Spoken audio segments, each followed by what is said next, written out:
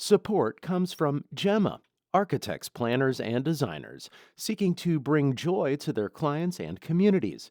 Details at JEMASTL.com.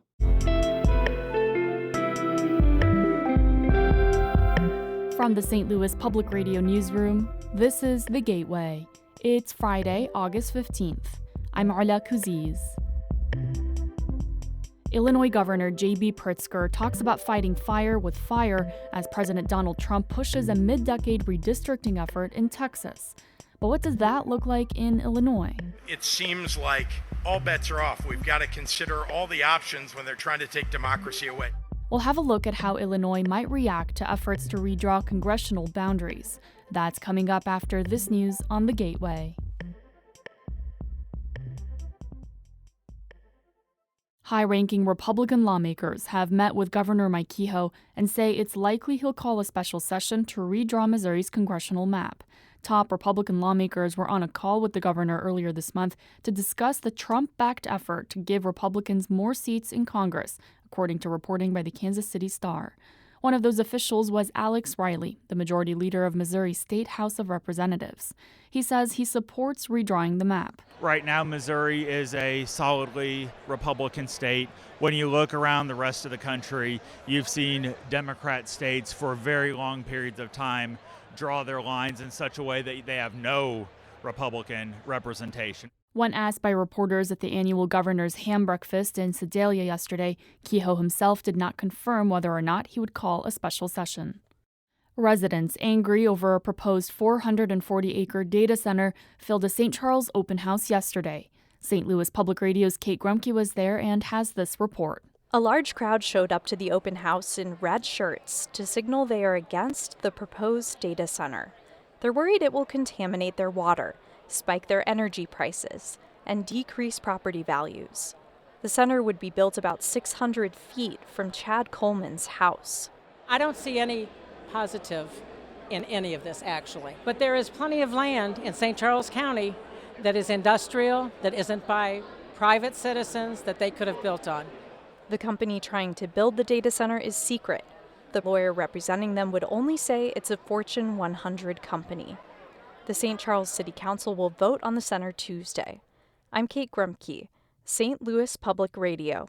St. Louis leaders are asking the U.S. Army Corps of Engineers to take over tornado debris removal on private property. Mayor Kara Spencer and Chief Recovery Officer Julian Nix sent a letter in July asking the agency to take over. An Army Corps spokesperson said the agency is already preparing internally to do this work so that it can start quickly if the request is approved. The decision rests with the Federal Emergency Management Agency and the Department of Homeland Security Secretary. Missouri U.S. senators and representatives sent a letter to FEMA's acting administrator in support of the request. A FEMA spokesperson says the request is being reviewed. The first day of school will look different for many students displaced by the May 16 tornado. St. Louis Public Radio's Hiba Ahmed reports how families can get help with transportation and free meals for their students. The McKinney-Vento Act is a law that provides protections for homeless students enrolled in public schools across the country. The act promises things like transportation to school and free meals for students who have lost permanent housing. Here's Tara Bach. She's the Director of Homeless Education at the Missouri Department of Elementary and Secondary Education. So if there are other needs that a student has, like they need school supplies or their family needs some connection to community resources, then there's a person or a team of people that could connect them with those resources. Before the tornado, there were over 3,000 students experiencing homelessness in St. Louis. School officials say that number has increased substantially since the storm. I'm Hiba Ahmed, St. Louis Public Radio. Environmental groups in St. Louis are decrying an extended and possibly permanent pause on alleyway recycling.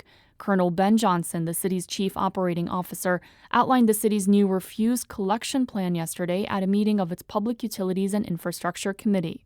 Within 90 days, it'll relabel the blue dumpsters for trash and add 13 more recycling drop-off points.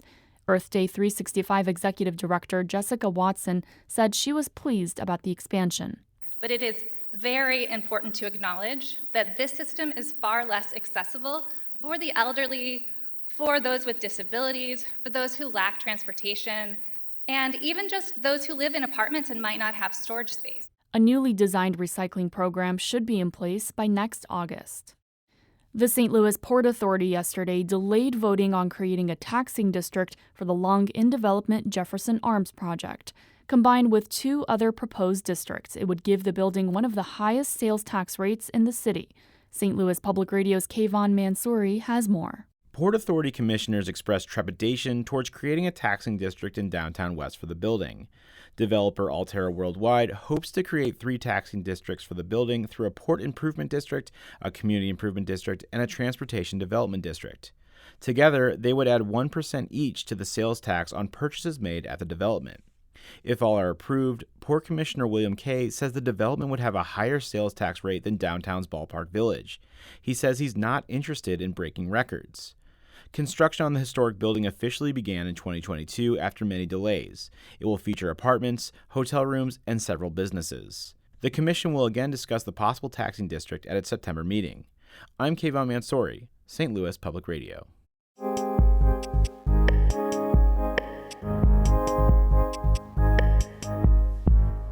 Illinois is one of the bluest states in the country, so much so that more than 24 Texas House Democrats fled there to protest a proposed congressional map in their home state that could broaden Republican power in Washington. Governor J-B Pritzker is among the Democrats promising to fight, and some people think that fight might include a new map in Illinois. Alex Degman reports. Pritzker has called Texas's plan for mid-decade redistricting a few things: cheating, illegal, and wrong. He reiterates that he ultimately wants independent commissions, not lawmakers, to be in charge of redistricting, but he also says that's not where we are right now. When Republican states are more often gerrymandering than Democratic states are, it seems like all bets are off. We've got to consider all the options when they're trying to take democracy away. As Pritzker revealed this week, one of those options for Illinois could be the political nuclear button. Sure, we could redistrict. It's possible. Texas Republicans say they stand to gain 5 seats, a total Illinois could not offset alone through redistricting. Lawmakers in 2021 drew the Illinois congressional map to heavily favor Democrats. They control 14 of the state's 17 seats. It's hard to see how even one of those GOP-tilted congressional districts can be redrawn in a way that an Illinois Democrat could win. The 3 Republican districts are heavily so, with 2 of them voting for Trump over Democrat Kamala Harris by at least 40 points. These days, Pritzker says Trump isn't following the rules and is focused only on one thing: power. Here's the governor from Sunday's Meet the Press. And he knows he's going to lose the Congress in 2026. That's why he's going to his allies and hoping that they can save him. And we've all got to stand up against this. It's cheating. Donald Trump is a cheater. He cheats on his wives. He cheats at golf. And now he's trying to cheat the American people out of their votes. Democrats across the country are debating whether they, too, should remap early. The ongoing spat between Texas, Illinois, and other blue states is concerning to groups like Change Illinois. They work on ballot access issues and fair maps. Ryan Tolley, their executive director, is watching a bad pattern form, and he isn't sure where another Democratic Illinois congressional seat would even come from. You know, it's hard to say just because of how extremely partisan gerrymandered Illinois maps are. Tony McCombie is Illinois' House Republican leader. She remembers the last remap, when a district in northern and central Illinois was made more Republican. Its neighbor was made to look like a giant capital C that stretched from Rockford to the Quad Cities to Bloomington, all in order to lean further left. She could see a scenario where Democrats try to put that GOP district back in play, possibly by looping those areas in with parts of Chicago and the suburbs. But the rural northwestern Illinois Republican thinks that would backfire and could ultimately cost Democrats a seat. I don't think they're willing to risk that. Not in our area. This isn't Chicago. We have different values. We care about different things. Another problem, the next election cycle has already begun. Congressional candidates started circulating nominating petitions last week for the March 2026 primary. The first day of filing is in October. If Pritzker and Illinois Democrats soon move forward with a new round of redistricting aimed at Republicans and Texas, Tolley worries about the impact of a political tit-for-tat. This fighting fire with fire is, we're just going to end up disenfranchising more and more people. Pritzker can slam Trump as a cheater, but Tolley believes that all political gerrymandering, in Texas, here, and elsewhere, cheats voters. I'm Alex Degman. You can read more about possible redistricting efforts in Illinois and Missouri on our website, stlpr.org.